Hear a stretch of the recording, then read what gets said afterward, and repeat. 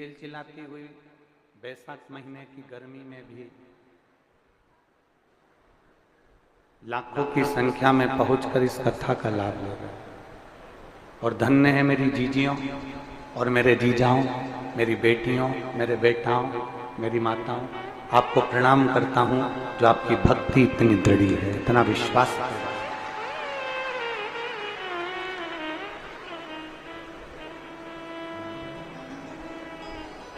जब हम एयरपोर्ट पे उतरे और एयरपोर्ट पे उतरने के बाद जब हम गाड़ी में बैठे और बैठकर जब हम कुरुद के लिए आ रहे थे,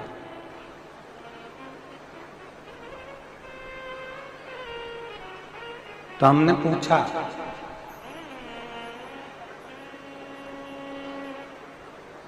कि छत्तीसगढ़ में सब बढ़िया तो चल रहा है?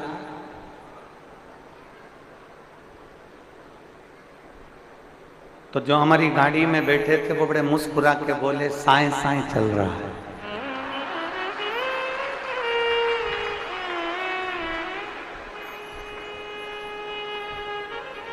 तो हमने पूछा साए साए, तो कहने लगे सब फुर्ती फुर्ती काम हो रहे हैं छत्तीसगढ़ के, और जब से माननीय मुख्यमंत्री जी विराजमान हुए हैं विष्णुदेव साय जी, तब से साए साए ही चल रहा है। तो आज हम भी कहेंगे इस व्यासपीठ से कि शंकर जी को एक लोटा जल चढ़ाओ तो शिव जी भी तुम्हारा भंडार साए साए भर देते, पक्का निश्चित है।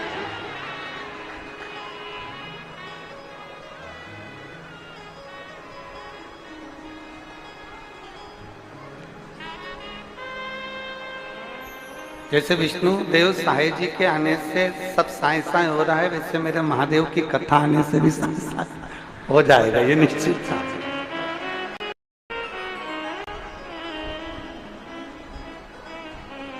अरे बोलो तो सही है कि गलत है? अब छत्तीसगढ़ वालों से पूछो कि छत्तीसगढ़ में क्या चल रहा है, तो ये देखो साए साए चल रहा है। तो ये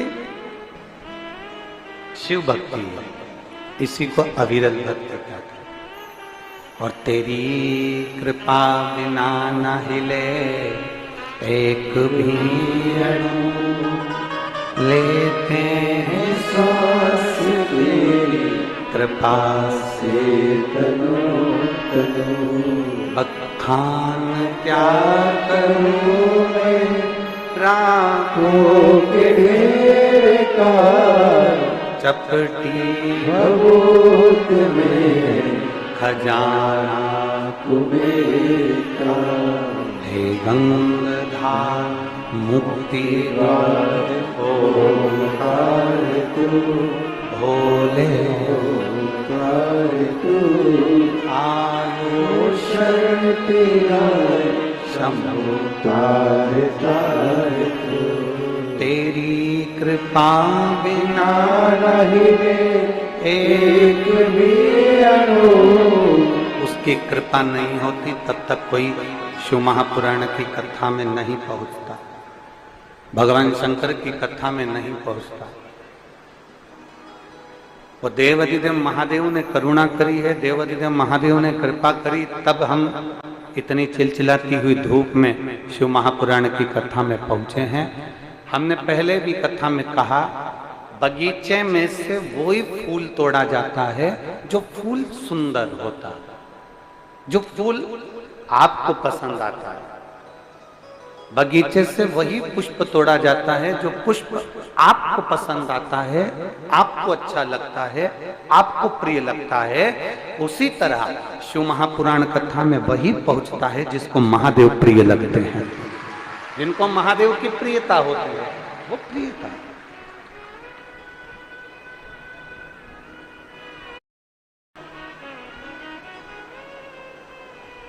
पार्वती जी ने भगवान शंकर को प्राप्त करा, पर पार्वती जी ने शिव जी की कोई परीक्षा नहीं करी।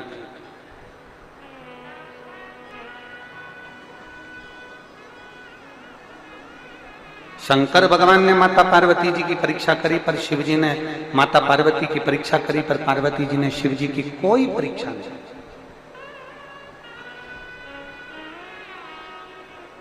माता पार्वती जी से हमको सीखना चाहिए कि हमको परीक्षा नहीं लेना, हमको प्रतीक्षा करना।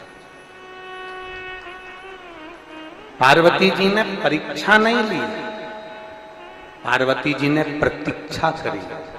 और शिव महापुराण की कथा कहती है, मेरे भोलेनाथ जी की कभी परीक्षा मत लो, आप तो एक लोटा जल चढ़ाते जाओ, थोड़ी प्रतीक्षा करते जाओ, थोड़ा इंतजार करते जाओ, मेरा बाबा तुम्हारा दुख काटेगा जरूर, मेरा बाबा तुम्हारा दुख मिटाएगा जरूर। मेरी माता पार्वती कोई परीक्षा नहीं लेती, मेरी माता पार्वती हमेशा शंकर भगवान की प्रतीक्षा करती है। शिव जी को एक लोटा जल चढ़ाऊंगी, इंतजार करूंगी, मेरा बाबा मेरी सुनेगा।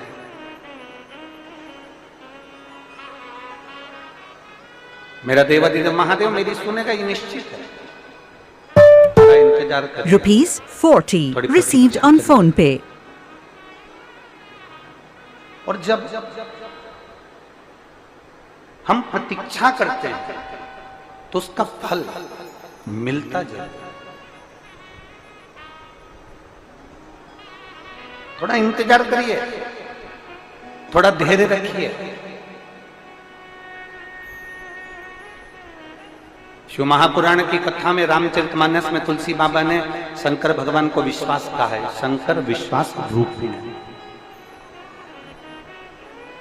शिव जी को विश्वास कहने का मतलब तुलसी बाबा का केवल इतना था कि हमारा विश्वास जब दृढ़ होता है, हमारा भरोसा जब पक्का होता है, और हमारा विश्वास और हमारा भरोसा, हमारी श्रद्धा जब प्रबल हो जाती है, तब तुलसी बाबा का चरित्र कहता है, हमारी उस समय पर परीक्षा की घड़ी होती है और हम प्रतीक्षा करते रहें, इंतजार करते रहें, तो मेरा देव अधिदेव महादेव आकर हमारे दुखड़े जरूर मिटाता है। हमारे दुख, तेरे मंदिर में आना मेरा काम है और मेरी बिगड़ी बनाना, ये उसकी मर्जी। हमने पहले कथा में कहा, आप इतनी मेहनत करिए, आप अच्छी पढ़ाई करिए, इतनी मेहनत करो, इतना पढ़ो, इतना मेहनत करो और इतनी प्रबल मेहनत करो कि परमात्मा भी सोचे कि अब मेरे को इसको कुछ ना कुछ प्रदान करना ही। इतनी प्रबल मेहनत।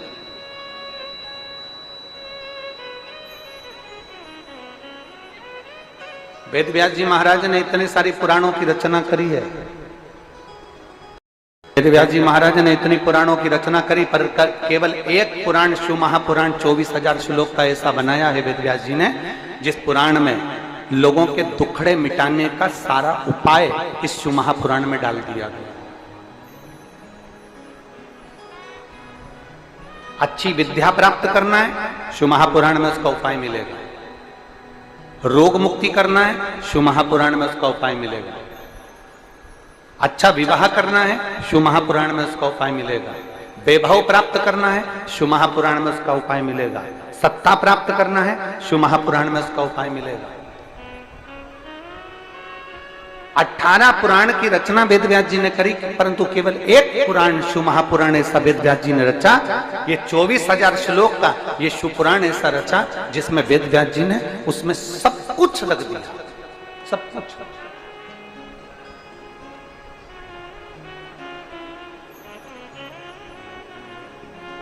जैसे मेरी चतुर माताएं होती हैं, 18 पुराण में एक पुराण वेद व्यास जी ने रची जिसमें सारे उपाय दे दिए। ये करोगे इससे ये फल मिलेगा, ऐसा करोगे इससे ये फल मिलेगा, ऐसा करोगे इससे ये फल मिलेगा, एक लोटा जल समर्पित करोगे इससे ये फल मिलेगा। वेद व्यास जी ने सब कुछ इसमें रख दिया। जैसे मेरी जो माताएं यहाँ पर बैठी हैं, इन सबके घर में एक ऐसा एक चौकोर या गोल एक डब्बा होता है रसोई घर में। रसोई घर में एक चौकोर या गोल डब्बा रहता है, उसमें इतने बड़े बड़े खन रहते हैं। क्या बोलते हैं उसको? मसाल दानी, उसमें हल्दी, मिर्ची, हींग, राई, जीरा, धनिया, गरम मसाला सब उस डब्बे में रहता है। अब आपको अलग अलग डब्बे उठाना पड़ते हैं क्या? वो एक मसालदानी मेरी जीजियां उठाती हैं और सब्जी बगाड़ देती है। सब्जी को बगाड़ने के लिए एक मसालदानी में उस जीजी ने, मेरी दीदी ने सब कुछ भर कर रखा है। एक मसालदानी उठाओ और सारी सब्जी बगाड़ दो। उसी तरह एक शिव पुराण उठाओ और पूरे दुख को मिटा दो।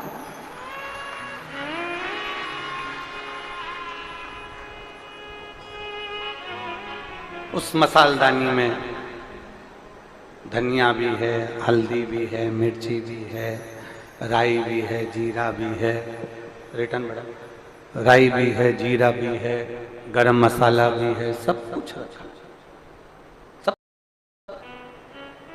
और वो निकालती है मसालदानी और पूरी सब्जी को बगाड़ देती है। उसी तरह वेद व्यास जी ने विचार करा कि संसार सागर में इतना दुख भरा पड़ा है, इस पूरे संसार सागर में इतनी तकलीफें रहेगी, क्योंकि जैसे जैसे संसार सागर इस कलिकाल में जैसे जैसे कलयुग आगे बढ़ता चले जाएगा, वैसे दुख का भंडार सांसारिक जीव पर बढ़ता चले जाएगा। उस दुख को मिटाया कैसे? उस दुख को समाप्त कैसे करा जाए? उस दुख को नष्ट कैसे करा जाए?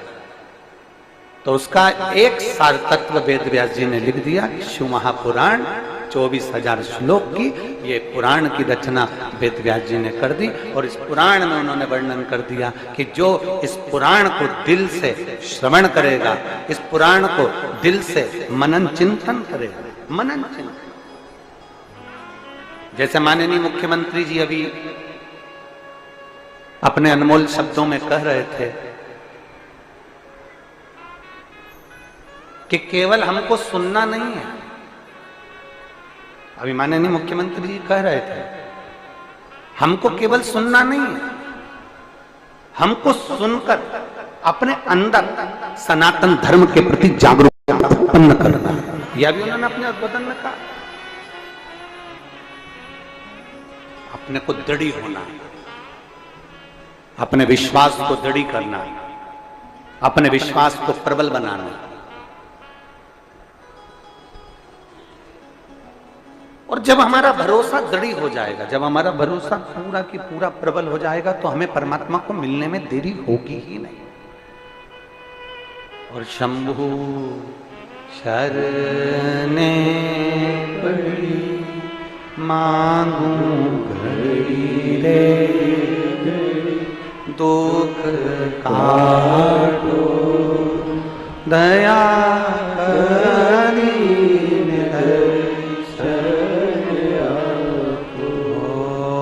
शंभु शरणे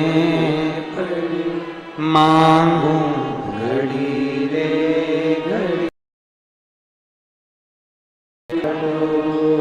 दया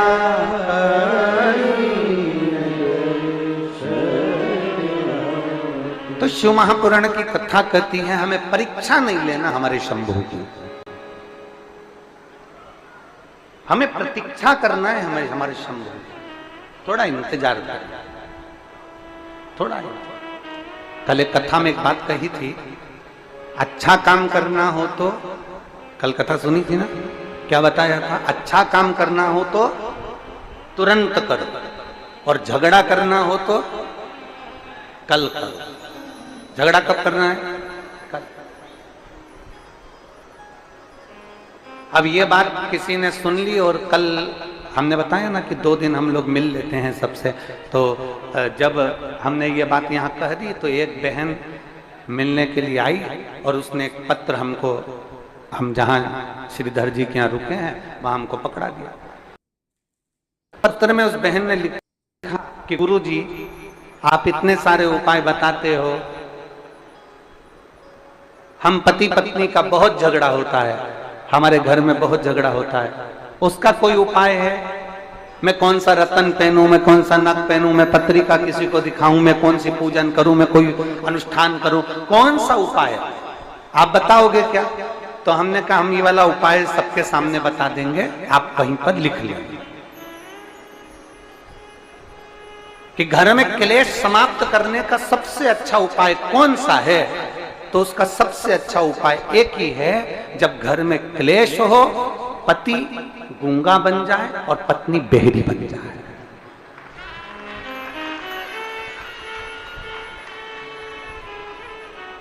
क्या बनना है? जम के बोलो जरा। पति को क्या बनना है? थोड़ी देर के लिए, आधे घंटे के लिए आपको कुछ नहीं बोलना, मौन। मेरे शंकर जैसे ओघड़दानी, मेरे शंभू जैसे विराजमान हो जाए, मेरे ओघड़दानी जैसे विराजमान, मौन। और फिर मेरी जीजियों को क्या करना है? जम के बोलो जरा। अपने भगवान शंकर की अविरल भक्ति में डूब जाओ। कोई अपशब्द तुम्हारे भीतर अगर अंदर आ भी रहा है ना, तुम्हारे भीतर अगर अपशब्द पहुंच भी रहा, तुम्हारे अंदर अगर अपशब्द जा भी रहा है ना, तो उसको निकाल दो, उसको हमको रखना नहीं। उन अपशब्दों को हमारे भीतर नहीं रखना। कचरा कितने दिन तक अपने घर में रखते हो? बोलते जाओ जरा जल्दी जल्दी, पुरुष की माताएं जल्दी बोलो। कचरा कितने दिन तक अपने घर में रखते हो? रात को कचरा इकट्ठा करा तो सवेरे दे दे। कचरा की गाड़ी आती है, जम के बोलो जरा, आवाज लगाती है, क्या कहती है? कचरा निकाल। बस सवेरे सवेरे कचरे की गाड़ी आकर चिल्लाती है कि घर में से कचरा बाहर निकालो, गीला कचरा गीले में डालो, सूखा कचरा सूखे में डालो। जैसे कचरे की गाड़ी तुम्हारे दरवाजे पर आकर सवेरे सवेरे कहती है कचरा बाहर निकाल दो, वो केवल कचरे के लिए नहीं कहती, वो कहती है अपने अंदर अगर कुछ अहंकार का, लोभ का, आसक्ति का, तृष्णा का, वासना का, अहम का, अहंकार का कचरा भरा हो तो उसको भी ज्ञान देकर।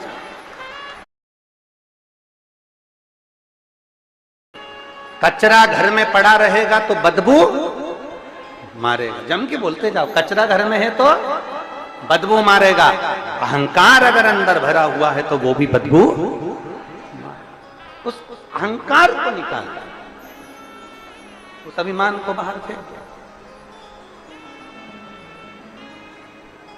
कचरा भी बदबू मार रहा, अहंकार भी बदबू मार। और शिव महापुराण की कथा कहती है, मेरे ओघड़दानी का चरित्र कहता है, मेरा देवदिव्य महादेव का संवाद कहता है, बहुत दिनों तक अगर कचरा सड़ता रहेगा, सड़ता रहेगा, सड़ता रहेगा, तो जिस बाल्टी में, जिस तगाड़ी में, जिस बर्तन में कचरा रखा हुआ है, वो बर्तन में भी जंग लगना चालू, वो बर्तन भी सड़ना प्रारंभ हो जाएगा। मन के अंदर अगर अहंकार भरा हुआ है, काम, आसक्ति, तृष्णा, वासना, लोभ, निंदा, ये सब अंदर भरी हुई है, तो ये हमारा शरीर भी धीरे धीरे सड़ना, अंदर से हम क्षुब्ध होते चले जाए।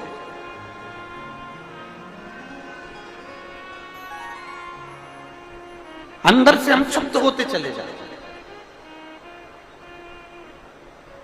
कचरे को रोज बाहर निकालना जरूरी है, मकान को रोज झाड़ू लगाना जरूरी है,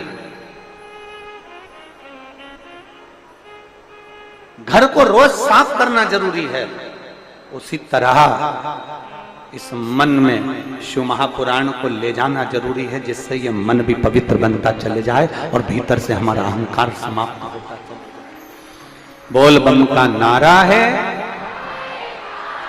आवाज नहीं आई, बोल बम का नारा है, सारी समस्या का हल।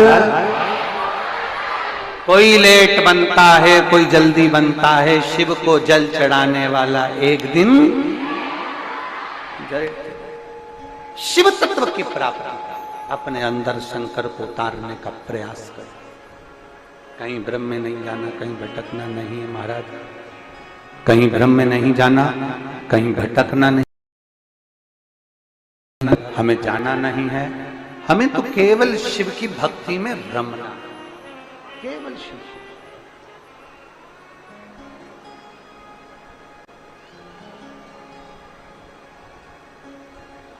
और जब हम शिव की भक्ति में रम जाएंगे ना, तो देवाधिदेव महादेव की कृपा भी साए साए हो ही जाएगा, ये निश्चित। हम भक्ति में रमे तो सही, हम शिव की भक्ति में रमे ही ना और सोचें कि बाबा हमारे दुखड़े को मिटा दे, बाबा हमारे कष्टों को हर ले, बाबा हमारी तकलीफों को हर ले, तो मुश्किल बहुत। और मेरे भोले तेरा सहारा है, मेरे भोले तेरा सहारा है, मेरी नैया का तू किनारा है, मेरी नैया का तू किनारा, मेरे भोले वास कर रहे हैं सबके भीतर, सबके अंदर ईश्वर का एक प्रतिबिंब है।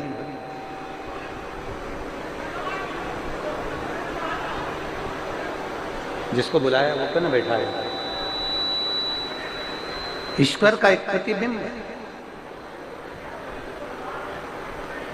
सबके भीतर भगवान शंकर विराजमान, सबके भीतर शिव विराजमान। इसलिए शिव महापुराण की कथा कहती है कि किसी के हृदय को घात न लगे, किसी के हृदय को ठेस न पहुंचे। फिर एक बार बोलेंगे, वाणी ऐसी बोलिए, जम के बोलो जरा, वाणी ऐसी बोलिए मन का आपा होए। हमारे शब्द से, हमारी वाणी से, हमारे द्वारा, अपने द्वारा किसी को हृदय में, भाव में कहीं भी किसी को ठेस ना पहुंचे। किसी अपने शब्दों से, अपनी वाणी से, अपने भाव से किसी को ठेस ना पहुंचे। महाराज तारकासुर को मारने के लिए षडानंद कार्तिकेय चले, तारकासुर का संहार किया, हृदय में बाण नहीं छोड़ा, हृदय में बाण नहीं। और तारकासुर का संहार किया। तारकासुर के 3 बेटे थे, 3 पुत्र हैं तारकासुर।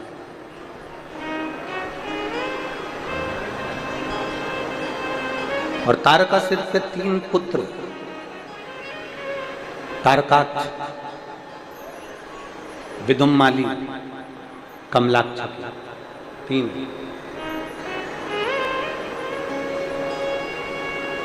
और तीनों बड़े विचित्र।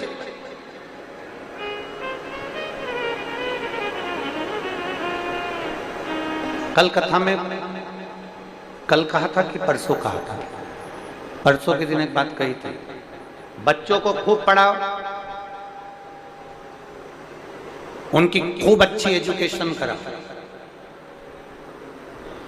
बच्चों के लिए खूब मेहनत करो, बच्चों को खूब लायक बनाओ। कब बोला था? कल बोला था, परसों बोला था? जम के बोलो, परसों। चलो हम इसलिए पूछते हैं कि आप लोगों को याद है कि नहीं। परसों बोला, बच्चों को खूब पढ़ाओ, जी जान से ज्यादा मेहनत करो, अपनी कैपेसिटी से ज्यादा पढ़ाओ, बच्चों को लायक बनाओ। पर शिव महापुराण की कथा कहती है, बच्चों को इतना भी लायक मत बना देना कि वो अपने माता पिता को नालायक समझने लगे। परसों की कथा में कहा था, बच्चों को इतना भी लायक मत बना देना संस्कारों से विहीन मत कर देना कि वो अपने माता पिता को नालायक समझने लगे कि मम्मी तुम चुप रहो, पापा तुम चुप रहो, तुम्हें अकल नहीं है, तुम नहीं बोलो, मम्मी तुम फालतू की बात मत करो, माँ तुम चुप रहो, पापा तुम चुप रहो। जो बच्चे अपने माँ बाप को चुप करना चालू कर दें तो समझ लेना तुमने अपने बच्चों को लायक तो बनाया पर संस्कारों की कमी ला दी, इसलिए तुम्हें नालायक समझ। संस्कारों की कमी मत आने देना। बच्चों में जितने संस्कार होंगे वो बच्चे तुम्हारा अगर आज आदर कर रहे हैं तो जिंदगी में उन बच्चों का भी आदर होगा। अगर आज आदर कर रहे हैं तो उन बच्चों का जिंदगी में आदर होता चले जाएगा।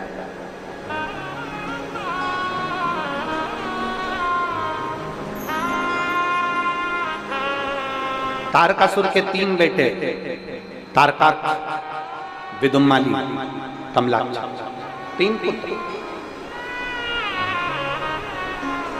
तीनों ने विचार करा कि मैं शंकर भगवान के पुत्र ने हमारे पिता को मारा है तो हम इससे बदला लेंगे, हम इनसे बदला लेंगे। तीनों ने विचार किया। अब शिव कथा कर रही है। तीनों ने ब्रह्मा जी का तप कर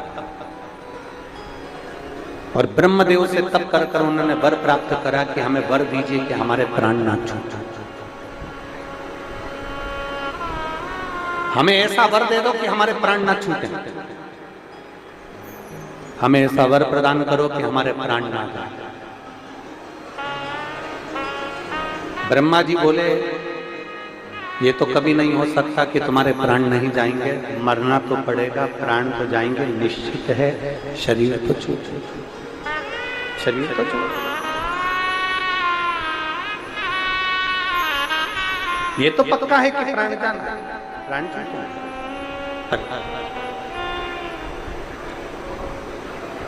तुम कोई और वर मांगो।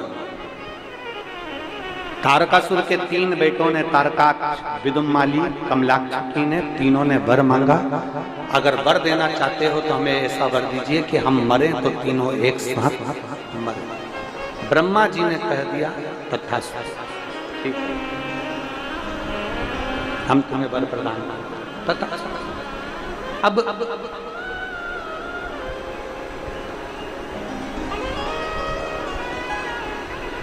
तीनों बेटों ने अपने अपने अलग अलग महल बना लिए, अलग अलग तीनों ने।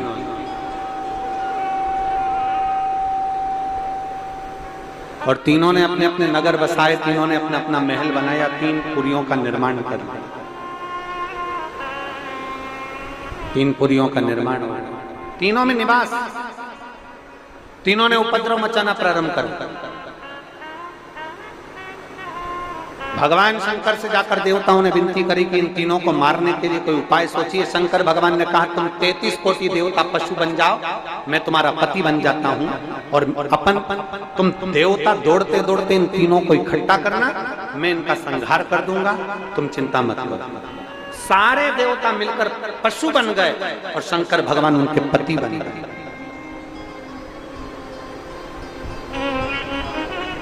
शिव जी का एक नाम होने जा रहा है जिसका व्रत आप करते रहे। कौन सा? जम के बोलो जरा। पशुपति। सारे देवता पशु बन गए, शंकर भगवान उनके पति बन गए। पति का मतलब क्या होता है? भरण पोषण करने वाला। पति का मतलब है भरण पोषण करने वाला, पति का मतलब है रक्षा करने वाला।